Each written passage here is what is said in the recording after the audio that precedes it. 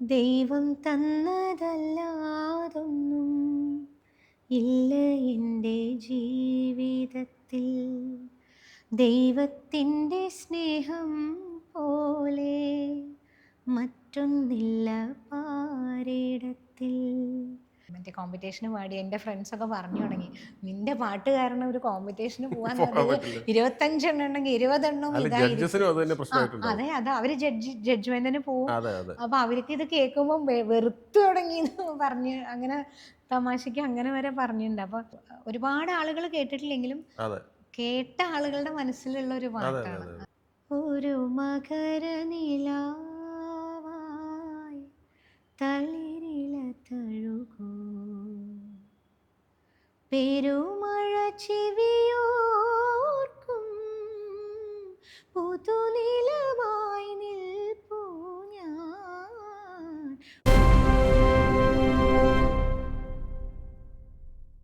പിന്നെ നമ്മൾ ഈ പാട്ടിന്റെ കാലത്തേക്ക് തിരിച്ചു വരുമ്പോൾ ഒരുപാട് ആൽബങ്ങളിലേക്ക് വന്നു. ജോർജ് ജോൺസ് ഒക്കെ ആയിട്ട് ഒരുപാട് പാട്ടുകൾ അതെ ചെയ്തു. അതെ. പക്ഷെ ആ സമയത്തൊക്കെ പലപ്പോഴും അതൊരു എക്കണോമിക്കൽ അഫെയർ അല്ലായിരുന്നു എന്നാണ് എനിക്ക് തോന്നിയിട്ടുള്ളത്. അല്ലല്ല, അപ്പൊ അത് അന്ന് അങ്ങനെ ഒരു ഇല്ല, ചിന്തയില്ല അത്ര കേട്ടോ. ഒരു കമ്മിറ്റഡ് ആയിട്ട് പാട്ടിലേക്ക് അന്ന് എന്താ പോകാനുള്ള. വെച്ചാ പാടണം എന്നുള്ളൊരു ആഗ്രഹം മാത്രമേ ഉള്ളൂ. എന്ത് കിട്ടിയാലും പാടാം, ഉം. എന്ത് കിട്ടിയാലും പാടി നോക്കാം. ശരിയാവുണ്ടോ ഇല്ലേ എന്നുള്ളതൊക്കെ സെക്കൻഡറി. ഉവ്വ്. ഏത് പാട്ട് തന്നാലും എൻ്റെ കഴിവിൻ്റെ പരമാവധി പാടി നോക്കാം ഉം. എന്നുള്ളൊരു ലക്ഷ്യം മാത്രമേ അന്ന് ഉണ്ടായിരുന്നുള്ളൂ. അല്ലാതെ അതിലപ്പുറത്തേക്കൊരു ചിന്ത അന്ന് ഉണ്ടായിരുന്നില്ല. അപ്പോൾ ആര് വിളിച്ചാലും അവൈലബിൾ ആണ്. എനിക്ക് തോന്നുന്നത് അതൊരു വലിയ വിഷയം തോന്നുന്നു. അതെനിക്കൊരു വലിയ ഭാഗ്യമായി അത് തോന്നുന്നു. മെറിറ്റാണ്, മെറിറ്റും ആണ് ഡീമെറിറ്റും ആണ് ഒരു സൈഡിൽ ആ പറയുന്നത് അല്ലേ? പക്ഷെ എനിക്ക് അത് മെറിറ്റായിട്ട് അതെ. എനിക്ക് ഇതുവരെയും തോന്നിയിട്ടുള്ളൂ. കാരണം ആം, പല സമയത്തും പലർക്കും എത്തിപ്പെടാൻ പറ്റാതെ വരുമ്പോഴൊക്കെ ഇങ്ങനെ ഒരാളുണ്ട് എന്നുള്ള ഒരു ഓപ്ഷണൽ ചോയ്സ് അങ്ങനെ ഒരു വന്നിട്ടുണ്ട്. ചോയ്സ് എന്നാണ് ഉം. ഞാൻ എന്നൊരു ഗായിക വന്നതെന്നാണ്. അതെ അതെ. കാരണം ആം, പിന്നെ ഈ പറയണ മാതിരി കുറേ കാര്യങ്ങളുണ്ട്. ഞാനിപ്പോൾ ഒരു അസാധ്യ സിംഗറൊന്നുമല്ല, ഒരു വലിയ തെറ്റില്ലാതെ പാടുന്ന ഒരു പാട്ടുകാരി. എനിക്ക് അങ്ങനെ ഭയങ്കര ഇതല്ല ഞാൻ പറയണേ. പക്ഷെ അങ്ങനെ ഒരു ആള് അവൈലബിൾ ആണ് എന്നുള്ളൊരു ചിന്ത, ഉം. അല്ലെങ്കിൽ നമ്മളെ ഓർക്കുക എന്നുള്ളൊരു കാര്യമാണ് ഏറ്റവും വലിയൊരു ഇതായിട്ട് എനിക്ക് തോന്നുക. നമ്മൾ ഇപ്പോൾ ഓർത്താലും ഞാനൊരു പക്ഷെ പാലക്കാടൊക്കെ ആണെങ്കിൽ ചിലപ്പോൾ വിളിക്കാൻ മടിക്കും. അവരും അതെ അതെ. മടി വിചാരിക്കും. കറക്റ്റ്. കാരണം അത്രയും പേയ്മെൻറ്റ് ചിലപ്പോൾ ബഡ്ജറ്റ് ഉണ്ടാവില്ല. അപ്പോൾ ഉം. അത്രയും ദൂരം വരുമ്പോൾ അങ്ങനെ ചെയ്യാൻ പറ്റില്ല. പിന്നെ എന്തായാലും എണ്ണത്തിൽ ചുരുങ്ങും. മറ്റേതിപ്പോൾ എന്താ വെച്ചാൽ ഞാൻ റിയാൻ സ്റ്റുഡിയോൻ്റെ തൊട്ടടുത്തായിരുന്നു കൊച്ചി. അതെ അതെ, താമസിച്ചിരുന്നത്. കൊച്ചി ആകുമ്പോൾ വളരെ ആക്സസിബിൾ അതെ. ആയി.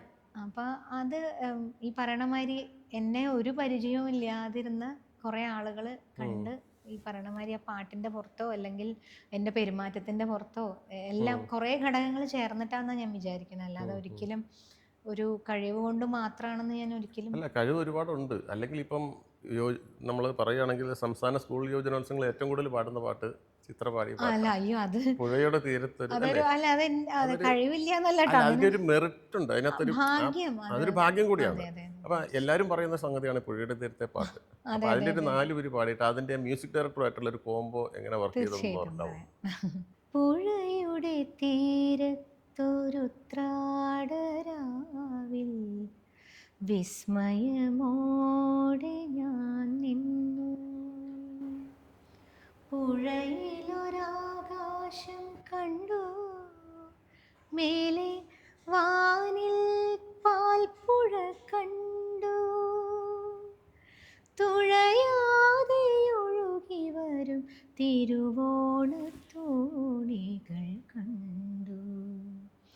ഇരു തിരുവോണ തോണികൾ കണ്ടു, പുഴയുടെ തീരത്തൊരുത്രാടരാവിൽ വിസ്മയമോടെ ഞാൻ നിന്നു. ഈ പാട്ട് ഈ പറയണ മാതിരി എൻ്റെ കരിയറിലൊരു വലിയൊരു ബ്രേക്കാണ് ആ, ശരിക്കും. അതെ അതെ തീർച്ചയായിട്ടും. ഇത് ജോജി ജോൺസ് അതെ ആണ് അതെ. ഇതിൻ്റെ സംഗീതം, ഉം. രാജേഷ് അത്തിക്കയം ലിറിക്സ്. ഉം. ഉം. ഇതിനു മുന്നേ ഞാൻ എൻ്റെ ഇൻഡിപെൻഡൻ്റ് ആയിട്ട് റെക്കോർഡിങ് പാടി തുടങ്ങി 3ാമത്തെ സോങ്ങാണ് ജോജി ചേട്ടനും രാജേഷിൻ്റെയും തന്നെ സെയിം ഇതിൽ അതെ. ഒരു ദൈവം തന്നതല്ലാതൊന്നും എന്ന് പറയുന്ന ഒരു ഉം. ഉം. ഉം. ഡിവോഷണൽ സോങ് പാടിയിരുന്നു. ആ പാട്ട് ആ പാട്ടും വളരെ എത്രയോ ശ്രദ്ധിക്കപ്പെട്ട പാട്ടാ. അതെ. പക്ഷെ പാടിയ സമയത്ത് ആ.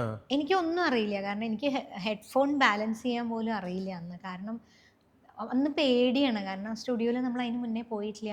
എന്താ വേണ്ടേന്ന് അറിയില്ല. അല്ലെങ്കിൽ ഒരു ഗാനമേളയ്ക്ക് അങ്ങനെ ചെയ്ത എക്സ്പീരിയൻസ് ഇല്ല.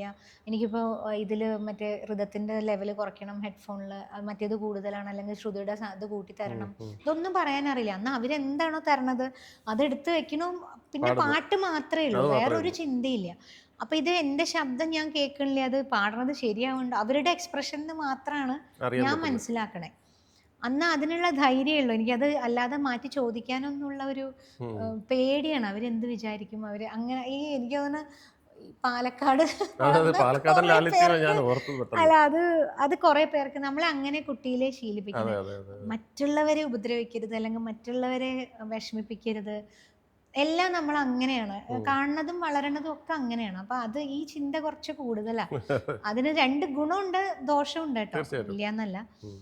അപ്പൊ പക്ഷെ എന്താ വെച്ചാൽ അന്ന് ഇതിങ്ങനെ ആരോടും ഓപ്പണായിട്ട് നമുക്ക് വേണമെന്ന് പറഞ്ഞാൽ ഇനിയിപ്പോൾ അവർക്ക് എന്താ തോന്നുക, അതൊരു ബുദ്ധിമുട്ടാവില്ലേ, അവർക്ക് എന്തെങ്കിലും ഇഷ്ടക്കേട് തോന്നുമോ, അങ്ങനെയൊക്കെയുള്ള ചിന്തകളായിരുന്നു അന്ന് തന്നെ. അപ്പം എന്താ വെച്ചാൽ അന്ന് കിട്ടണത് പാടണം. അപ്പം അങ്ങനെ ദൈവം തന്നതല്ലാതെ ഒന്നും ഞാൻ പാടണു. ജോജിച്ചേട്ടൻ, അപ്പോൾ ജോജിച്ചേട്ടൻ പ്രത്യേകിച്ച് ജോജിച്ചേട്ടൻ അങ്ങനെ ഭയങ്കര അഭിപ്രായം പറയണ ഒരാളല്ല. അപ്പോൾ ഇത് ഞാനും പാടി പോയി, കാശ് വാങ്ങി പോയി. അത് കഴിഞ്ഞ് പിന്നെ വേറൊരു വർക്കിന് ആലാബ് സ്റ്റുഡിയോയിൽ വേറെ നിസരി ഉമ്മർക്കെ കണ്ടപ്പോൾ ഇങ്ങനെ ഉമ്മർക്ക പറഞ്ഞു, ഓ ഇതാണല്ലേ ജോജി പറഞ്ഞ ആള് എന്ന് പറഞ്ഞു എന്നോട്. അപ്പോഴാണ് ഞാൻ ആലോചിക്കണേ, അപ്പം മൂപ്പർക്ക് ഇഷ്ടമായിട്ടുണ്ടല്ലേ പാട്ട് എന്ന് ആലോചിക്കണേ. അപ്പോൾ അല്ലെങ്കിൽ ഇപ്പോൾ വേറൊരാളോട് പറയില്ലല്ലോ ഇങ്ങനെ ഒരു പുതിയ ആള് വന്നിട്ടുണ്ട് പാടാൻ. അപ്പോഴാണ് എനിക്കൊരു അപ്പോൾ കുഴപ്പമില്ല അവർക്ക്, അപ്പം ഞാൻ പാടിയത് ഇഷ്ടമായിട്ടുണ്ടെന്ന് മനസ്സിലാവണേ. അന്ന് എന്താ വെച്ചാൽ സിഡിയുടെ ഒരു തീരണ സമയം, അതെ സിഡിയുടെ എൻഡായി ശരിക്കും. അപ്പം എന്താ വെച്ചാൽ ഈ ഇത് ഈ ദൈവം തന്നതല്ലാതൊന്നും ഉള്ള ആൽബം ഇറങ്ങിയ CD എന്താ വെച്ചാൽ ഒരുപാടൊന്നും വിറ്റുപോയില്ല. അത് ഭയങ്കര നഷ്ടമായിരുന്നു. ഈ അടിച്ച CD ഫുൾ ഇങ്ങനെ ബൾക്കായിട്ട് ഇരിക്കുന്നു, ഇതെവിടെയും പോണില്ല. അപ്പം എന്താ വെച്ചാൽ രാജേഷ് അന്ന് യൂട്യൂബ് ഇങ്ങനെ വന്നു തുടങ്ങിയിട്ടുണ്ട്, ഞാനൊന്നും കണ്ടിട്ട് പോലും ഇല്ല യൂട്യൂബ് വന്ന്. അപ്പം രാജേഷ് അത്തിക്ക എന്ത് ചെയ്തു വെച്ചാൽ ഈ പാട്ട് എടുത്തിട്ട് യൂട്യൂബിൽ അപ്ലോഡ് ചെയ്തു. വെറുതെ ഒരു ജീസസിൻ്റെ എന്തോ ഒരു ലേഡി ഇങ്ങനെ, എനിക്കിപ്പോഴും ഉണ്ട്, ഒരു ബ്രൗൺ കളർ ഷോളൊക്കെ ഇട്ടിട്ടുള്ള ഒരു, അതൊന്നും ഇപ്പം കാണാനില്ല. അത് പിന്നെ അത് കമ്പനിയിൽ വന്നപ്പോൾ മറ്റേത് റിമൂവ് ചെയ്തു തോന്നുന്നു. ഒരു അങ്ങനെ ഇരിക്കുന്ന ഒരു തംബ്നെയിൽ ഇട്ടിട്ട് രാജേഷ് ഇത് അപ്ലോഡ് ചെയ്തതിൻ്റെ ശേഷമാണ് ഇത് ഭയങ്കരമായിട്ട് കയറിപ്പോയതും അങ്ങനെ വേറൊരു ലെവലിലേക്ക് അത് വളർന്നത്. അപ്പോഴും ഇത് അറിയണില്ല, ഞാനിതൊന്നും അറിയണില്ല. അപ്പം വേറെ റെക്കോർഡിങ്സിന് പോകുമ്പോൾ ഈ പറയണമാതിരി ഇങ്ങനെ ചോദിക്കും, ചിത്ര ആ പാട്ട് കേട്ടിരുന്നു, നന്നായിരുന്നു. അപ്പോഴും എനിക്ക് അറിയണില്ല ഏതാ പാട്ട്, അറിയണില്ല. നമ്മള് ഇപ്പൊ CD ഒക്കെ പാടുന്നു, അതെ പാടുന്നു, പക്ഷേ CD നമുക്ക് എല്ലാം ഒന്നും കിട്ടില്ല. ആരും നമ്മൾ ഈ തുടക്കക്കാരായതുകൊണ്ട് നമുക്ക് ആരും CD കൊണ്ടുതരുന്നില്ല. കണ്ടാ യഥാല് കിട്ടിയാലായി, അത്രേ ഉള്ളൂ. അങ്ങനെയുണ്ട്. അപ്പൊ ഇത് വേറൊരു, അപ്പൊ എനിക്കിത് യൂട്യൂബിൽ നിന്ന് കേൾക്കുമ്പോൾ ഏതാ പാട്ടപ്പം ഞാൻ അതേല്ലേ സന്തോഷം എന്ന് പറയും, പക്ഷെ എന്താ ഏതാന്നൊന്നും അറിയില്ലായിരുന്നു. പിന്നീടാണ് അതൊക്കെ മനസ്സിലാക്കുന്നത്. തീർച്ചയായിട്ടും. ദൈവം തന്നതല്ലാതൊന്നും ഇല്ല എൻ്റെ ജീവിതത്തിൽ, ദൈവത്തിൻ്റെ സ്നേഹം പോലെ മറ്റൊന്നില്ല പാരിടത്തിൽ. ഇന്നോളം ദൈവമെന്നെ കാത്തതോർത്തു പോകുകിൽ, എത്ര കാലം ജീവിച്ചെന്നാലും നന്ദിയേകി തീരുമോ. അങ്ങനെ അതൊരു എത്രയോ ഹിറ്റായ പാട്ടാണ്. പലർക്കും ഈ പാട്ട് കേട്ടവർക്ക് പോലും അത് പാടിയ ചിത്രമായിട്ടാണെന്ന് അറിയില്ല. അതിപ്പോ കഴിഞ്ഞ ദിവസം ഒരു പ്രോഗ്രാമിന് പോയപ്പോഴും അവർക്ക് യൂട്യൂബിൽ എൻ്റെ ഫോട്ടോ കണ്ടിട്ടുണ്ട്. ഇപ്പൊ ഈ പറയണ മാതിരി ഇതൊക്കെ കണ്ടിട്ടുണ്ടെങ്കിലും പെട്ടെന്ന് റെക്കഗ്നൈസ് ചെയ്യുന്നില്ല. പക്ഷെ പറയുമ്പോ ഭയങ്കര ഇഷ്ടമാണ്, പിന്നെ നമ്മുടെ അടുത്തുനിന്ന് മാറില്ല. അപ്പൊ അത് ഭയങ്കര ഒരു ആ പാട്ടിനോടുള്ള ഒരു ഇഷ്ടമാണ്.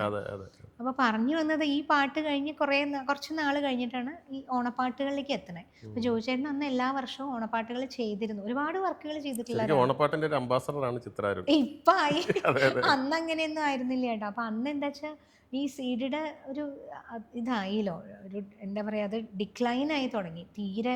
അപ്പം എന്താ വെച്ചാൽ ആർക്കും താല്പര്യമില്ല ഇത് ചെയ്യാൻ. കാരണം കോസ്റ്റ് എന്തായാലും ഇത്രയും പാട്ടുകൾ എങ്ങനെ പോയാലും CD-യിൽ ഒരു 8 പാട്ട് വേണം. അപ്പം കോസ്റ്റ് ഭയങ്കര കൂടുതലാണ്. അതിനനുസരിച്ചുള്ള വരുമാനമൊന്നും ഇല്ലാതെ തുടങ്ങി. അപ്പോൾ എന്താ വെച്ചാൽ വേറെ പ്രൊഡ്യൂസേഴ്സിനൊന്നും ഒരു താല്പര്യമില്ല. പക്ഷെ ജോജി ചേട്ടനാണെങ്കിൽ ഭയങ്കര ആഗ്രഹിച്ച് പാട്ടുകൾ ചെയ്തു വെച്ചിട്ടുണ്ട്. അങ്ങനെ പുള്ളി കുറേ കഷ്ടപ്പെട്ടാണ് ഈ രാജേഷും ഞാനും ഒക്കെ ഫ്രീ ആയിട്ട് തന്നെ പറയാം. അതേപോലെ ജോജി ചേട്ടനുണ്ട് തീർച്ചയായിട്ടും. ആ ഓർക്കസ്ട്രയും ഇതൊക്കെ ചെയ്യാനുള്ള ഫണ്ട് തന്നെ എങ്ങനെ കണ്ടെത്തി എന്നുള്ളത് അറിയില്ല. അങ്ങനെ ജോജി ചേട്ടൻ ഇങ്ങനെ വിളിച്ചു, ഒരു പാട്ടുണ്ട് എന്ന് 4 പാട്ട് പാടാനുണ്ട് എന്ന് പറഞ്ഞു. അപ്പം ഞാൻ പറഞ്ഞു ആയിക്കോട്ടെ ജോജി ചേട്ടാ വരാം. അങ്ങനെ പോയി രാവിലെ തൊട്ട്, അന്ന് പിന്നെ ഷൂട്ടും പരിപാടിയൊന്നുമില്ല, പാട്ട് മാത്രം പാടിയാൽ മതി. രാവിലെ തൊട്ട് വൈകുന്നേരം വരെ ഈ പാട്ടുകളെല്ലാം പാടുന്നു. അപ്പോൾ പാടി കഴിഞ്ഞ് കഴിഞ്ഞപ്പോൾ ജോജി ചേട്ടൻ ഇങ്ങനെ പറഞ്ഞു നമുക്ക് ബഡ്ജറ്റൊന്നും ആയിട്ടില്ല. അപ്പം ഞാൻ പറഞ്ഞു കുഴപ്പമില്ല ജോജി ചേട്ടാ, ഒന്നും പ്രശ്നമില്ല. അപ്പോൾ അതൊന്നും അങ്ങനെ ഒരു അന്ന് അതൊന്നും ഒരു പ്രശ്നമല്ല. അപ്പം ഇപ്പോഴാണെങ്കിൽ നമ്മൾ 4 വട്ടം ആലോചിക്കും പോണോ വേണ്ടേ, അല്ലെങ്കിൽ പേയ്മെന്റ് പറയും. അല്ല, ഞാൻ ആലോചിക്കും ഭയങ്കര ഒരു അന്ന് നമുക്ക് അങ്ങനെ ഒരു. പിന്നെ പക്ഷെ എല്ലാവരുടെയും ചിലപ്പോൾ നമ്മൾ ഈ കൂലിയില്ല വേലയ്ക്ക് വാല്യൂ ഉണ്ടോ എന്ന് ചോദിച്ചാൽ അതും അറിയില്ല. അതും 2 സൈഡും ഉണ്ട് അതിന്. അപ്പം അങ്ങനെ അന്ന് ഈ പറയണ മാതിരി, പക്ഷെ അന്ന് നല്ല പാട്ടുകൾ പാടിയതിൻ്റെ ഒരു സന്തോഷം ഉണ്ടായിരുന്നു. പിന്നീട് വർഷങ്ങൾക്ക് ശേഷം ഇതേപോലെ ഈ പാട്ട് ഇങ്ങനെ പല സ്ഥലത്ത് ചിത്ര പാടിയ പാട്ട് ഞങ്ങൾ ഇതിൽ മറ്റേ കോമ്പറ്റീഷന് പാടി. എൻ്റെ ഫ്രണ്ട്സൊക്കെ പറഞ്ഞു തുടങ്ങി നിന്റെ പാട്ട് കാരണം ഒരു കോമ്പറ്റീഷന് പോകാൻ 25 എണ്ണം ഉണ്ടെങ്കിൽ 20 എണ്ണം ഇതായിരിക്കും. അതെ അതെ, അവര് ജഡ്ജ്മെന്റിന് പോവും. അപ്പൊ അവർക്ക് ഇത് കേൾക്കുമ്പോൾ വെറുത്തു തുടങ്ങി എന്ന് പറഞ്ഞ് അങ്ങനെ തമാശക്ക് അങ്ങനെ വരെ പറഞ്ഞിട്ടുണ്ട്. അപ്പൊ അങ്ങനെയൊക്കെ ഒരു കേൾക്കുമ്പോൾ എനിക്ക് കിട്ടാവും. ഞാൻ ആലോചിക്കുന്നത് ഒരു ഫിലിം സോങ്സിൽ അത്രയും സ്ട്രോങ് ആയിട്ട് പോയിക്കൊണ്ടിരിക്കുന്ന സമയത്ത് നമുക്ക് പാരലൽ മ്യൂസിക്കിലൊരു അങ്ങനെ ഒരു റീച്ച് കിട്ടുക എന്നുള്ളതൊരു വലിയൊരു കാര്യമായിട്ടാണ് എനിക്ക് തോന്നിയിട്ടുള്ളത്. എനിക്ക് ഒരു സിനിമയിൽ ഞാൻ കുറച്ച് പാടിയിട്ടുണ്ടെങ്കിലും ഈ പാട്ടുകളൊക്കെയാണ് ചിത്രാരുൺ എന്ന് പറയുന്ന ഒരു. തീർച്ചയായിട്ടും. പക്ഷേ ചിത്രാരുൺ എന്നുള്ള ഒരു ഗായിക നമ്മൾ ഏറ്റവും കൂടുതൽ ആഗ്രഹിക്കുന്നത് എൻ്റെ ശബ്ദം ഇതായിരിക്കണം എന്ന് പബ്ലിക് അറിയാൻ, നമ്മൾ ശബ്ദം തിരിച്ചറിയപ്പെടാതെ പോയ കാലഘട്ടത്തിൽ തിരിച്ചു വരുമ്പോൾ ഏറ്റവും കൂടുതൽ ആഗ്രഹിക്കുന്ന എൻ്റെ സ്വന്തം പാട്ടെന്ന് പറയുന്ന ഒരു പാട്ട് ഏതാ? എൻ്റെ ശബ്ദം ഇതാണെന്ന് തെളിയിക്കാനുള്ള ഈ പാട്ടുകളൊക്കെ ഉണ്ട്. തീർച്ചയായിട്ടും സിനിമാ ഗാനങ്ങളിൽ ഏതെങ്കിലും? സിനിമയിൽ എനിക്ക് ഏറ്റവും ഫേവറേറ്റ് ആയിട്ടുള്ളത് റാണി പത്മിനിയിലെ ഒരു മകരനിലാവ്, ബിജുബാലുവായിട്ടുള്ള ഒരു മകരനിലാവ്. തീർച്ചയായും അതൊരു ഒരുപാട് ലെയറുകളുള്ള ഒരു പാട്ട്, അതിന്റെ ഒരു സംഗതികളും ശരിക്കും. അപ്പൊ അതൊരു വലിയൊരു കോമ്പോസിഷനാണ്. ബിജുബാലുവായിട്ടുള്ള ഒരു ഇക്വേഷന്റെ ഒരു മെറിറ്റും അത് പാടിപ്പിക്കാനുണ്ടായ ഒരു സാധ്യതകളൊക്കെ അതിനെക്കുറിച്ചൊന്ന് വിലയിരുത്തിയാലോ? അങ്ങനെയൊന്നും അത് എല്ലാവരും എനിക്ക് തോന്നുന്നു ബിജു ചേട്ടനെ കുറിച്ച് പറയുന്ന എല്ലാവരും പറയുന്ന ഒരു കാര്യമായിരിക്കും. ബിജു ചേട്ടൻ വളരെ കംഫർട്ടബിൾ ആയിട്ട് ഈസി ആയിട്ട് നമ്മളെ കൊണ്ട് റെക്കോർഡ് ചെയ്യിപ്പിക്കുന്ന ഒരാളാണ്. അപ്പം ഞാനന്ന് ഈ പറയണ പോലെ വളരെ ഒരു സിമ്പിൾ ആയിട്ടുള്ള ഡൗൺ ടു എർത്ത് ആയിട്ടുള്ള ഒരു മനുഷ്യൻ. എനിക്ക് അത്ഭുതം തോന്നിയിട്ടുണ്ട്. കാരണം ഞാൻ പരിചയപ്പെട്ട് ഒരു പ്രോഗ്രാമിന് കണ്ട് പരിചയപ്പെട്ട് ബിജു ചേട്ടൻ ഒരു പാട്ട് പാടാൻ വിളിക്കുന്നു സിനിമയിൽ. അത് കഴിഞ്ഞിട്ട് പിന്നീട് കുറച്ച് ദിവസങ്ങൾക്ക് ശേഷം ഇവിടെ സൂപ്പർ മാർക്കറ്റിൽ വെച്ചിട്ട് കാണുമ്പോൾ ഞാൻ ശ്രദ്ധിക്കണില്ല ബിജു ചേട്ടൻ, അത് അവരെ പോലെ ഒരാൾ സൂപ്പർ മാർക്കറ്റിൽ നിൽക്കുന്ന ഞാനൊന്നും ആലോചിക്കുന്നില്ല. അപ്പോൾ അവിടെ നിന്ന് കാണുമ്പോൾ എന്നെ ഇങ്ങോട്ട് ചിത്ര എന്ന് പറഞ്ഞ് വിളിച്ച് സംസാരിക്കുന്നു. അപ്പം എനിക്കതൊക്കെ ഭയങ്കര അത്ഭുതമായിട്ടാണ് തോന്നിയിരിക്കുന്നത്. ഭയങ്കര ഒരു ഇങ്ങനെ ഉണ്ടാവുമോ, അത്രയും സിമ്പിളായിട്ട് മനുഷ്യന്മാരുണ്ടാവും, അത് സിനിമയിലൊക്കെ ഉണ്ടാവുമോ എന്ന് ചിന്തിച്ചിരുന്ന ഒരു സമയം ഉണ്ടായിരുന്നു. ഒരു സമയമല്ല, ഇപ്പോഴും അങ്ങനെ തന്നെയാണ്. ഭയങ്കര അതെ. അങ്ങനെ പിന്നെ വീണ്ടും വേറൊരു പാട്ട് പാടാനായിട്ട് ജയേന്ദ്രൻ സാറുമായിട്ട് ഒരു ഡ്യുവറ്റ് പാടാനായിട്ട് ബിജു ചേട്ടൻ വിളിച്ചപ്പോൾ ഈ പാട്ട് ആ പാട്ട് പാടി കഴിഞ്ഞപ്പോൾ എന്നോട് പറഞ്ഞു ഒരു പാട്ട് നമുക്കൊന്ന് ജസ്റ്റ് ട്രാക്ക് പാടി നോക്കാം, അവർക്ക് ഇഷ്ടാവുമെന്നൊന്നും അറിയില്ല, നോക്കി നോക്കാമെന്ന് പറഞ്ഞു. അപ്പോൾ ശരിയെന്ന് പറഞ്ഞിട്ട് ജസ്റ്റ് ഒരു ഔട്ട്ലൈൻ ഒന്ന് പാടിയിട്ടു. അപ്പം അത് പാടി കഴിഞ്ഞിട്ട് പിന്നെ ബിജു ചേട്ടൻ അത് എനിക്കന്ന് എന്താ ഏതാന്ന് ഞാനും ചോദിക്കുന്നില്ല, ബിജു ചേട്ടനും അങ്ങനെ എന്താ ഏതാന്നൊന്നും പറഞ്ഞില്ല. അപ്പം ഞാനും പിന്നെ അതങ്ങനെ കഴിഞ്ഞു. പിന്നെ അതൊക്കെ ചോദിക്കണത് ഇനിയിപ്പോൾ അവർക്ക് ചിലപ്പോൾ ഒരു ബുദ്ധിമുട്ട്, ചിലപ്പോൾ ഇതിപ്പോൾ ഇനി പാട്ട് എടുത്തില്ലെങ്കിൽ ഇനിയിപ്പോൾ എന്നോട് പറഞ്ഞു കഴിഞ്ഞാൽ പിന്നെ ഒരു വിഷമാവുമോ, അങ്ങനെയൊക്കെയുള്ള ചിന്ത ഉണ്ടാവുമോ എന്നൊക്കെ എൻ്റെ ചിന്തകളാട്ടോ, അതൊന്നും അവർക്കുണ്ടാവില്ല. അപ്പം ഞാനൊന്നും ചോദിക്കില്ല, പറഞ്ഞ പണി ചെയ്യുക, അത് കഴിഞ്ഞാൽ പോരുക. അങ്ങനെ അത് കഴിഞ്ഞ് പിന്നെ അത് ട്രാക്ക് പാടിക്കഴിഞ്ഞ് കുറച്ച് ദിവസം കഴിഞ്ഞപ്പോൾ ബിജുചേട്ടൻ വീണ്ടും വിളിച്ചു, ചിത്ര അത് ഓക്കെ ആയിട്ടുണ്ട്, അവർക്ക് വോയിസ് ഓക്കെ ആണെന്ന് പറഞ്ഞു, നമുക്ക് ഒന്നും കൂടി റെക്കോർഡ് ചെയ്യാമെന്ന് പറഞ്ഞു. അപ്പോൾ പിന്നെ സിനിമ പാടാം. അപ്പോൾ മറ്റേ പാട്ടിലൊക്കെ കുറച്ചൊക്കെ പാടാനുണ്ടായിരുന്നുള്ളൂ. അപ്പോൾ ഇതൊരു ഫുൾ സോങ് ഉണ്ട്. അപ്പോൾ മറ്റേത് എല്ലാം ഡ്യുവറ്റായിരുന്നു. അപ്പോൾ അതുകൊണ്ട് അതിൻ്റെ ചില ഭാഗങ്ങളല്ലേ നമ്മൾ പാടണം. അപ്പോൾ വേണ്ട ഭാഗം മാത്രമേ ബിജുചേട്ടൻ പാടിപ്പിക്കുകയുള്ളൂ, നമ്മളെ ഒട്ടും ബുദ്ധിമുട്ടിക്കില്ല. അപ്പോൾ ഇത് പാടാൻ പോയി. അപ്പോൾ ഞാൻ വീട്ടിൽ നിന്ന് വരുന്നതിനോട് ഇങ്ങനെ ഇത് പാടാണ്ട് കുറച്ച് ബുദ്ധിമുട്ടാണ് പാട്ട്, അപ്പം ഞാൻ കുറച്ച് സമയം എടുക്കുമായിരിക്കും എന്നൊക്കെ പറഞ്ഞിട്ടാണ് പോണേ. എനിക്ക് തോന്നുന്നു അത്രയും തന്നെ സമയം എടുത്തിട്ടില്ല തോന്നുന്നു. ഒരു 20 മിനിറ്റ് കൊണ്ടൊക്കെ പാടിക്കഴിഞ്ഞു. അതെ അതെ, പെട്ടെന്ന് തന്നെ ബിജുചേട്ടന് എന്താ വേണ്ടേന്നുള്ളതിനെ കുറിച്ചൊരു ധാരണയുണ്ട്. ധാരണയുണ്ട്. അത് പിന്നെ നമ്മള് എക്സിക്യൂട്ട് പാടി ചെയ്താൽ മാത്രം മതി പിന്നെ. അത്രയും മാത്രമേ വേണ്ടൂ. അങ്ങനെ വേണ്ടി വന്നിട്ടുള്ളൂ. അത് പിന്നെ നല്ലൊരു സൗണ്ട് എഞ്ചിനീയർ ആണ് ബിജുചേട്ടൻ. അപ്പൊ അതുകൊണ്ട് നമ്മൾ കഴിഞ്ഞ് അവിടുന്ന് പാടി ഇവിടെ വരുമ്പോഴേക്കും തന്നെ ഏകദേശം മിക്സ് ചെയ്ത പോലെയാണ് നമ്മൾ അതെ അതെ അതെ അതെ, കറക്റ്റ്. കേൾക്കുക. അത് ആ പാട്ട് എനിക്ക് ഭയങ്കര, അത് ഒരുപാട് ആളുകളിലേക്ക് എത്തിയിട്ടില്ല. ഭയങ്കരമായിട്ട് ശ്രദ്ധിക്കപ്പെടേണ്ട പാട്ടായിരുന്നു. പക്ഷെ പടം വിചാരിച്ച പോലെ കയറാതെ അതെ പോയത് അതെ. കൊണ്ടാണ് തോന്നുന്നത് അത്ര വലിയൊരു ആ ഇതിലേക്ക് അതെ. പോകാതെ പോയി. ഒരു ഒരുപാട് ആളുകൾ കേട്ടിട്ടില്ലെങ്കിലും അതെ കേട്ട ആളുകളുടെ മനസ്സിലുള്ള ഒരു അതെ അതെ പാട്ടാണ്. അതെ അതെ. അത് പല വേദിയിലും ചെല്ലുമ്പോൾ ഈ പറയണ മാതിരി സ്പെസിഫിക് ആയിട്ട് വന്ന് അതെ, പറയാറുണ്ട്. അപ്പൊ അത് ഭയങ്കര ഒരു സന്തോഷമുള്ള ഒരു കാര്യമാണ്. കോമ്പോസിഷന്റെ ഒരു മികവ് അതിനകത്ത് പിന്നെ വല്ലാണ്ടുണ്ട്. തീർച്ചയായിട്ടും അതിന്റെ അതുകൊണ്ടാണ്. വരികളും അതെ, അതെ. കമ്പോസ് ചെയ്തിരിക്കുന്ന സ്റ്റൈലും അതെ, ഭയങ്കര ഓർക്കസ്ട്രേഷനും എല്ലാം ഭയങ്കര ബ്യൂട്ടിഫുൾ. എന്നെ സംബന്ധിച്ച് എനിക്ക് എൻ്റെ ഏറ്റവും പ്രഷ്യസ് ആയിട്ട് വെച്ചിരിക്കുന്ന ഒരു പാട്ടാണത്. ഉവ്വ്. ഒരു മകരനിലാവായി തളിരില തഴുകൂ പെരുമഴ ചെവിയോർക്കും പുതുനിലവായി നിൽപ്പൂ ഞാൻ ഒരു മകരനിലാവായി തളിരില തഴുകൂ. നല്ല ഗംഭീര പാട്ട്. അതിന്റെ ഒരു വേരിയേഷൻസ് അത് ഭയങ്കര രസമാണ്. ഭയങ്കര ഇനി അടുത്ത വ്യത്യാസമാണ്, ഒരു നോർമൽ പല്ലവി അനുപല്ലവി പാട്ടിന്റെ എല്ലാം വരുമ്പോഴേ പോലെയല്ല. അതെ ആ അതെ ഒരു അതെ. സംഗതികൾ. ഇപ്പം ഈ നമ്മൾ സിനിമാ പാട്ടുകാർക്ക് എപ്പോഴും പിന്നണി പാടുന്നതിനപ്പുറം പ്രോഗ്രാമുകളായിരിക്കും അവരുടെ തീർച്ചയായിട്ടും. ലൈഫിലെ ഒരു അതെ അതെ അതെ. സബ്സിസ്റ്റൻസ് എന്ന് പറയുന്ന ഒരു സംഗതി. ആ തീർച്ചയായിട്ടും. പ്രോഗ്രാമുകൾ ഒരുപാട് പ്രോഗ്രാമുകൾ ചിത്ര വളരെ സജീവമായിട്ട് നിൽക്കാറുണ്ട്. അതിൻ്റെ ഒരു ഫീൽ എങ്ങനെയാണ് ഇപ്പോൾ തോന്നുന്നത്?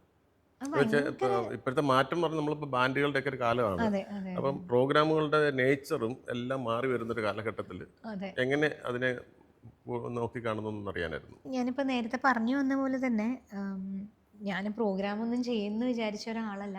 ആ കൂട്ടത്തിൽ ജയചന്ദ്രൻ സാറ്, ദാസ് സാറ്, ഉണ്ണിമേനോൻ, അതെ അതെ അതെ. മധുചേട്ടൻ, ബിജുചേട്ടൻ തുടങ്ങി സുധീപേട്ടൻ, അങ്ങനെ അഫ്സൽക്ക, എല്ലാവരുടെയും കൂടെ പാടാനുള്ളൊരു ഭാഗ്യം ഉണ്ടായിട്ടുണ്ട്. ഞാൻ അതൊന്നും വിചാരിച്ചിട്ടില്ല. ഞാൻ ജയചന്ദ്രൻ സാറിനൊക്കെ എന്നെ മോളെ പോലെയായിരുന്നു. അതെ അതെ ഭയങ്കര, അതെ. അവരെയൊന്നും ഞാൻ ജീവിതത്തിൽ നേരിട്ട് കാണുന്ന പോലും വിചാരിച്ചിട്ടില്ല. അപ്പോൾ അതേപോലെ ദാസ് സാറുടെ തീർച്ചയായിട്ടും നമ്മൾ പിന്നെ എല്ലാ പാട്ടുകാരുടെയും ഒരു അത്യാഗ്രഹം, എനിക്കും ഭയങ്കര അത്യാഗ്രഹം എന്നല്ല, അതിൻ്റെയും മേലത്തെ എന്തെങ്കിലും വാക്കുണ്ടെങ്കിൽ അത് പറയണം. ഒരു വരി ദാസ് സാറുടെ കൂടെ ഒരു സ്റ്റേജിൽ പാടാൻ പറ്റും. സാറുള്ള സ്റ്റേജിൽ പ്രെയറൊക്കെ പാടിയിട്ടുണ്ട്. പക്ഷെ ഒരിക്കലും നമുക്കൊക്കെ ചിന്തിക്കാവുന്നതിൻ്റെ ഒരുപാട് അതെ. മേലെയാണല്ലോ. അപ്പോൾ പാലക്കാട് മുരളി എന്ന് പറയുന്ന മുരളിയേട്ടൻ ആ ആണ് ഇങ്ങനെ പുള്ളിയുടെ ഒരു ഓർക്കസ്ട്ര. ഓഫർ, അതെ അതെ. അങ്ങനെ സാറ് പ്രോഗ്രാം ചെയ്യുന്നുണ്ട്, അതിൽ സിംഗേഴ്സിനെ നോക്കുന്നുണ്ട്. അപ്പം അങ്ങനെ നമ്മുടെ ബയോഡാറ്റയൊക്കെ അയച്ചു കൊടുക്കാൻ പറഞ്ഞാൽ അവരുടെ തരംഗിണിയുടെ മെയിലൊക്കെ അയച്ചു തന്നു. അങ്ങനെ അയച്ചു കൊടുത്ത് അങ്ങനെ സെലക്റ്റഡ് ആയി. അങ്ങനെ 3 പ്രോഗ്രാം ദാസാറുടെ കൂടെ ചെയ്യാനുള്ള ഒരു ഭാഗ്യം ഉണ്ടായിട്ടുണ്ട്. അന്ന് ഹൈദരാബാദ്, അയർലൻഡ്, UK അങ്ങനെ. അന്ന് അയർലൻഡ് UK വിജയും ഉണ്ടായിരുന്നു. ഹൈദരാബാദ് ഞാനും മൃദുലിയായിരുന്നു ദാസാറുടെ കൂടെ ഉണ്ടായിരുന്നത്. മുതല വാര്യർ. അതെ. ഓക്കെ. അപ്പോൾ അതൊക്കെ ഭയങ്കര ഒരു ജീവിതത്തിൽ തന്നെ എന്താ പറയുക, ജയചന്ദ്രൻ സാറിനെ കണ്ടുമുട്ടിയതൊരു ഭയങ്കര ഒരു വഴിത്തിരിവായിരുന്നു. ഈ ഒരു ഇത് ഈ പറയണ മാതിരി എറണാകുളത്തുള്ള ഹരിഗോവിന്ദ് എന്ന് പറയുന്ന ഹരിച്ചേട്ടൻ ത്രൂ ആണ് സാറിനെ പരിചയപ്പെടുന്നത്. പരിചയപ്പെട്ട് പിറ്റേ ദിവസം തൊട്ട് സാർ എന്നെ വിളിച്ചു തുടങ്ങിയതാണ്. അത് ആള് പൂവണേൻ്റെ വയ്യാതെ അതെ അതെ കിടക്കണേൻ്റെ മുന്നേ വരെയും എപ്പോഴും ഫോണിൽ വിളിക്കും, കുറേ പാട്ടുകളെ കുറിച്ച് പറഞ്ഞു തരും. നീ ആ പാട്ട് കേൾക്ക്, ഈ പാട്ട് കേൾക്ക്. അങ്ങനെ ഒരു എന്താ പറയുക, ഭയങ്കര ഒരു ഒരു മെന്ററിങ് ഉണ്ടായിരുന്നത്. അങ്ങനെയായിരുന്നു. അല്ലെങ്കിൽ ഒരു മകളുടെ പോലെ എല്ലാ കാര്യങ്ങളും സാറിന് അങ്ങനെയാണ്. പുറത്ത് ഭയങ്കര ചൂടനാന്നൊക്കെ തോന്നുമെങ്കിലും ഇഷ്ടമുള്ളവരോട് ഭയങ്കര സാധു ഭയങ്കര മനുഷ്യൻ. സ്നേഹം. അതെ അതെ അതെ. സാധുവാണ് സാർ. സാധു മനുഷ്യനാണ്. എൻ്റെ വീട്ടിലൊക്കെ വന്നിട്ട് ഈ പറഞ്ഞ മാതിരി അരിക്കൊണ്ടാട്ടമൊക്കെ കൊമ്പമീശ മാത്രമേ ഉണ്ടായിരുന്നുള്ളൂ അത്രേ അല്ലേ? ഉള്ളൂ. അത് ഭയങ്കര ഒരു ഭയങ്കര ഒരു ഭയങ്കര തീരാ വലിയൊരു നഷ്ടം. നഷ്ടമാണ് അതെ അതെ അതെ. സാറ്. ഭയങ്കര അത് അങ്ങനെ കുറേ ഈ സ്റ്റേജ് ഷോസിന് എനിക്ക് അതൊരു ഏറ്റവും വലിയൊരു ഇതെന്താ വെച്ചാൽ കുറേ നല്ല വേദികൾ, നല്ല നല്ല ആർട്ടിസ്റ്റുകളുടെ കൂടെ ചെയ്യാൻ പറ്റിയിട്ടുണ്ട്. അത് ഭയങ്കര ഒരു ബ്ലെസ്സിങ് ആയിട്ടാണ് എപ്പോഴും യൂണിവേഴ്സിനോട് എപ്പോഴും ഭയങ്കര ഗ്രേറ്റ്ഫുൾ ആണ്. കാരണം അതൊരിക്കലും എൻ്റെ വീട്ടിലൊക്കെ ഭയങ്കര, എൻ്റെ അച്ഛനൊക്കെ അത് ദാസാറിൻ്റെ കൂടെ ഒന്നും ആ സമയത്ത് അച്ഛന് ഉണ്ടായില്ല. അത് എന്താ പറയുക, അച്ഛനത് കാണാനുള്ളൊരു, ഞാൻ എപ്പോഴും ആലോചിക്കണത് അച്ഛൻ എനിക്ക് തോന്നുന്നു മരിച്ചുപോയി. അച്ഛൻ പോയിട്ട് 8 വർഷമായി. അപ്പം അവിടെ പോയി ഡയറക്റ്റ് ദൈവത്തിനോട് പറഞ്ഞ് എല്ലാം ഈസി ആയിട്ട് നടത്തി തരുന്ന ഒരു ഫീലാണ് എനിക്ക്. നമ്മൾ മരിച്ചുപോയൊരു ദൈവത്തിന് തുല്യമാണെന്നാണല്ലോ പറയണത്. അതെ അതെ അതെ. അപ്പം അങ്ങനെ എൻ്റെ മകൾക്ക് അത് കൊടുക്കുക അല്ലെങ്കിൽ ഇത് കൊടുക്കുക എന്ന് പറയണം, അങ്ങനെ ഒരു ഞാൻ എപ്പോഴും ചിന്തിക്കാറുണ്ട്. അത് കാണാൻ ഒരു പക്ഷേ അച്ഛനുണ്ടായിരുന്നെങ്കിൽ ഏറ്റവും കൂടുതൽ സന്തോഷിക്കുന്നുണ്ടാവുക അച്ഛനായിരിക്കും. അതേപോലെ തന്നെ അമ്മയും അതെ. എന്നെ ഇപ്പം ഈ പറഞ്ഞമാതിരി നേരത്തെ പാട്ടുകൾ പഠിപ്പിക്കുമ്പോൾ പണ്ട് കവിതകൾ, പദ്യം ചൊല്ലൽ അങ്ങനെയുള്ളതൊക്കെ എല്ലാത്തിൻ്റെയും ലിറിക്സ് ബൈഹാർട്ട് ചെയ്യിപ്പിക്കൽ നമ്മുടെ പണിയായിരുന്നു. അങ്ങനെ എല്ലാവരും എൻ്റെ ജീവിതത്തിൽ ഒരു വലിയ പങ്ക്. പോപ്പോളായിരുന്നു എൻ്റെ ഏറ്റവും വലിയ ക്രിട്ടിക്ക്, അങ്ങനെ പറയാം. എന്ത് പാട്ട് പാടിയാലും പറയാം അങ്ങനെയൊന്നുമല്ല പാട്ടായി, എന്ത് വൃത്തികേടായിട്ട് നീ പാടണം എന്നൊക്കെ പറയാതെ അന്ന് എനിക്ക് ഭയങ്കര ദേഷ്യമായിരുന്നു. പക്ഷെ ഇപ്പം ആലോചിക്കുമ്പോൾ മനസ്സിലാവുന്നുണ്ട് എന്തുകൊണ്ടാണ് അങ്ങനെ പറഞ്ഞിരുന്നതെന്ന്. അപ്പോൾ അങ്ങനെ കുറേ എന്താ പറയുക, കുറേ ഭാഗ്യങ്ങൾ ഉള്ള ഒരാളായിരുന്നു ഞാൻ. അത് ഇത്തരത്തിൽ ഇങ്ങനെ വന്നു, കുറേ സ്റ്റേജ് ഷോസ് ചെയ്തു. ഒരിടക്കാലത്ത് ഈ പറഞ്ഞ മാതിരി പെട്ടെന്ന് സ്റ്റേജ് ഷോസിൻ്റെ രീതികളൊക്കെ മാറി തുടങ്ങി. ഭയങ്കര ഫാസ്റ്റ് നമ്പേഴ്സ് വേണം, നമ്മൾ ഡാൻസ് ചെയ്യണം, അങ്ങനെ ഒരേ അനങ്ങാതെ നിന്ന് പാടിയാൽ പറ്റില്ല. അപ്പോൾ പിന്നെ എനിക്കൊരു സംശയം ഉണ്ടായിരുന്നു, ഇതിപ്പോൾ എന്ത് ചെയ്യുന്നു, എനിക്കാണെങ്കിൽ ഡാൻസ് ചെയ്യാൻ പെർഫോമൻസുമായിട്ട് നമുക്ക് ഇൻട്രാക്ട് ചെയ്യാൻ പോലും. ഞാൻ നല്ലോണം സംസാരിക്കുന്ന ഒരാളാണ്, പക്ഷേ സ്റ്റേജിൽ കയറി നിന്നിട്ട് എനിക്ക് സംസാരിക്കാൻ ഭയങ്കര മടിയാണ്. അപ്പം അതുകൊണ്ട് ഇത് ഞാൻ വിചാരിച്ചു, ഇത് ശരി, ഇത് മിക്കവാറും ഇതോടുകൂടി അവസാനിക്കും. പക്ഷെ എനിക്ക് തോന്നുന്നു നമുക്ക് നമ്മുടേതായ ഒരു സ്പേസ് ഉണ്ടെന്ന് പറയുന്ന മാതിരി ഇപ്പോഴും ഉണ്ട്. അത് ഇഷ്ടപ്പെടുന്ന വലിയൊരു സമൂഹം അല്ലെങ്കിൽ ചെറിയൊരു ഗ്രൂപ്പ് ഇപ്പോഴും അത് ഭയങ്കരമായിട്ട് ഇഷ്ടപ്പെടുന്ന ആളുകളുണ്ട്. എനിക്ക് തോന്നുന്നു നമ്മൾ ഒരു 1000 പേരുള്ള സ്ഥലത്ത് പോയിരുന്ന് പാടുന്നതിനേക്കാളും 100 പേരുള്ള ഒരു വേദിയിൽ ചിലപ്പോൾ അത് അത്രയും ഹാർഡ് കോറായിട്ട് വന്നിരുന്ന് കേൾക്കുന്ന തീർച്ചയായും അതിൻ്റെ ഒരു സന്തോഷം അതിപ്പോഴും ഈ നിമിഷം വരെയും പോയിട്ടില്ല. അവസാനമായിട്ട് നമുക്ക് ഇനി എന്തൊക്കെയാണ് സംഗീതത്തിലെ സ്വപ്നങ്ങൾ? സംഗീതത്തിൽ അങ്ങനെ സ്വപ്നങ്ങൾ വെച്ചാൽ ഈ പറഞ്ഞ മാതിരി ഒരു കച്ചേരിയൊക്കെ ചെയ്യണം എന്നുള്ളതാണ് സ്വപ്നം. പക്ഷെ അതിന് വേണ്ടി യാതൊരു അധ്വാനവും എടുക്കണമൊന്നുമില്ല, ചെയ്യണം എന്ന് വിചാരിക്കണം മാത്രമേ. ഞാൻ ചെയ്തിരുന്നു കച്ചേരി. പിന്നെ ഈ ഒരു ഫീൽഡിലേക്ക് വന്നപ്പോൾ കുറച്ചുകൂടി ലൈറ്റ് ആ ഒരു സ്റ്റൈൽ ഓഫ് സിംഗിങ്, മറ്റേത് ഞാൻ ക്ലാസിക്കൽ തന്നെ പാടിയിരുന്നത്. അപ്പം എന്തൊക്കെ പറഞ്ഞാലും നമ്മൾ അത് തന്നെ കൈകാര്യം ചെയ്യുമ്പോൾ സംഗതികൾ പാടുന്ന രീതിയും വ്യത്യാസമുണ്ട്. അത് ലിറ്ററലി ഉണ്ട്. ഞാനത് അതിന്ന് ഇതിലേക്ക് മാറാൻ കുറേ സ്ട്രഗിൾ ചെയ്തിട്ടുണ്ട്. കാരണം ഇതെങ്ങനെ ചെയ്യാം, നമുക്ക് പലരും പറയാറുണ്ട് യഥാർത്ഥത്തിൽ ക്ലാസിക്കൽ പഠിച്ചവർക്ക് പിന്നണിയിലേക്ക് ബുദ്ധിമുട്ടാണ്. അത് അല്ലെങ്കിൽ നമ്മൾ ആദ്യം തന്നെ ഇത് രണ്ടും ട്രെയിൻഡ് ആയിരുന്നു. എന്നാൽ എനിക്ക് തോന്നുന്നു ഇപ്പോഴത്തെ കുട്ടികൾ ക്ലാസിക്കൽ ഡാൻസും സിനിമാറ്റിക് ഡാൻസും പറഞ്ഞ പോലത്തെ വ്യത്യാസമുണ്ട്. അത് തീർച്ചയായിട്ടും അത് രണ്ടും രണ്ട് ജോണറാണ്. അപ്പോൾ ആ ജോണർ രണ്ടും ഒരേപോലെ കൈകാര്യം ചെയ്യാന്ന് പറയുന്നത് ഭയങ്കര എനിക്ക് തോന്നുന്നു അപൂർവമായിട്ടുള്ള ആളുകൾക്ക് മാത്രം സാധിക്കുന്ന ഒരു കാര്യമാണ്. അതിന് തെളിവാണ് നമ്മുടെ ദാസാർ. വേറെ ഒന്നും പറയാനില്ല. ഒന്നും പറയാം. അയ്യോ കച്ചേരി പാടുന്ന കേട്ട് കഴിഞ്ഞാൽ നമ്മൾ കണ്ണ് കള്ളിപ്പോവും. അതേപോലെ ഇത് കേട്ട് കഴിഞ്ഞാൽ അപ്പം അങ്ങനെ ഒരു രണ്ടും ഒരേപോലെ ഹാൻഡിൽ ചെയ്യുന്ന ആളുകൾ വളരെ ചുരുക്കമാണ്. പിന്നെ എല്ലാവരുടെയും വോക്കൽ കോഡിന് അത്രയും കപ്പാസിറ്റി ഉണ്ടാവുമോ, എനിക്ക് അത്രയും പ്രാക്ടീസ് ചെയ്ത് കഴിഞ്ഞാൽ ചിലപ്പോൾ എനിക്കൊക്കെ ഭയങ്കര സ്ട്രെയിൻഡ് ആവണ ഒരു ടൈപ്പ് ഓഫ് വോക്കൽ കോഡാണ് എൻ്റെ. അല്ലെങ്കിൽ അത്രയും സ്റ്റാമിന ഇല്ല. ഇനി അത് ചെയ്യാത്തോണ്ടാണോ എങ്ങനെയാണെന്ന് അറിയില്ല, മാറുമായിരിക്കാം, അറിയില്ല. അപ്പോൾ ഒരു പേടിയാണ്. അപ്പോൾ റെക്കോർഡിങ്സ് വരുമ്പോൾ നമ്മളുടെ ചെറിയ പ്രശ്നങ്ങളാണെങ്കിലും അതിൽ ഭയങ്കരമായിട്ട് നമ്മൾ ലൈവ് ഇപ്പോൾ എങ്ങനെയെങ്കിലും മാനേജ് ചെയ്ത് പോകും. പക്ഷേ റെക്കോർഡിങ്സ് വരുമ്പോൾ ചെറിയ പ്രശ്നങ്ങൾ വരെ അതിൽ നമ്മൾ ഒരു മണിക്കൂർ കൊണ്ട് പാടി തീർക്കേണ്ട പാട്ട് ചിലപ്പോൾ 2 മണിക്കൂറിലേക്ക് എക്സ്റ്റെൻഡ് ചെയ്യും. അപ്പോൾ നമുക്ക് തന്നെ നമ്മളോടൊരു ദേഷ്യം തോന്നും, ഇതൊരു നാണക്കേടാണ്, അങ്ങനെ ഒരു തോന്നൽ വരും. അപ്പം അങ്ങനത്തെ തോന്നലുകളൊക്കെ ഒഴിവാക്കാൻ വേണ്ടി നമ്മൾ എപ്പോഴും സേഫ് കളികളേ ഉള്ളൂ എന്ന് പറഞ്ഞ മാതിരി അങ്ങനെ ഒരു. അപ്പോൾ ആഗ്രഹം എപ്പോഴും ഇനി ക്ലാസിക്കലിൽ കുറച്ചുകൂടി കൂടുതൽ കോൺസെൻട്രേറ്റ് ചെയ്യണം എന്നൊരു ആഗ്രഹമുണ്ട്. അല്ല, ഇപ്പൊ അതിന്റെ സമയമായി. ട്രെൻഡുകൾ മാറിക്കൊണ്ടിരിക്കുമ്പോൾ ഒരുപക്ഷെ അതിന് വലിയ പുതിയ അക്സെപ്റ്റൻസ് ട്രെൻഡിനേക്കാളും എനിക്ക് തോന്നുന്നത് ആദ്യം എന്താ വെച്ചാൽ അന്ന് ക്ലാസിക്കൽ നല്ല നമ്മുടെ കയ്യിൽ ഉണ്ടായിരുന്നു. അപ്പൊ അന്ന് ഇത് അച്ചീവ് ചെയ്യണം എന്നായിരുന്നു ആഗ്രഹം. അതെന്താ വെച്ചാൽ ഇതായപ്പോ പിന്നെ അത് പാടെ വിട്ടു. ഇനിയിപ്പോ അത് വീണ്ടും പഴയ നൊസ്റ്റാൾജി ഇപ്പോഴും മനസ്സിൽ സൂക്ഷിക്കുന്ന പോലെ നമ്മുടെ പ്രോഡക്റ്റ് വിൽപ്പന പറഞ്ഞില്ലേ, നൊസ്റ്റാൾജി എന്ന് പറഞ്ഞ പോലെ നമ്മുടെ ഉള്ളിലുള്ള ക്ലാസിക്കൽ സംഗീതത്തെ തിരിച്ചു കൊണ്ടുവരിക, അതും പബ്ലിക്കിന് കൊടുക്കാൻ ചിത്രയ്ക്ക് സാധിക്കട്ടെ എന്ന് ഞാൻ ആഗ്രഹിക്കുന്നു.